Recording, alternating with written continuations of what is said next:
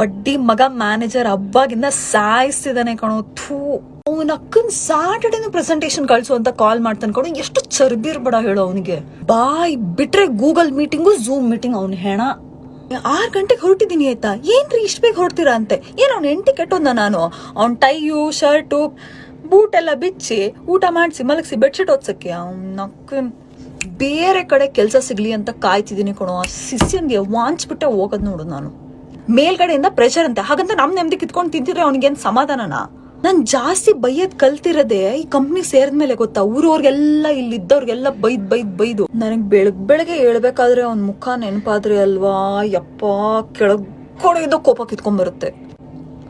ಆ ಅಡ್ಕಸ್ಪಿ ನನ್ ಮಗಂಗ್ ಒಂದ್ ಸೆಮಿನಾರ್ ಕೊಡಕ್ ಬರಲ್ಲ ಕಣೋ. ನನ್ನ ಹತ್ರ ತಿರ್ಪೇಶೋಕಿ ಮಾಡ್ತಾನೆ. ಎಷ್ಟಿರ್ಬೇಡ ಅವ್ನಿಗೆ ಗಾಂಚಲಿ.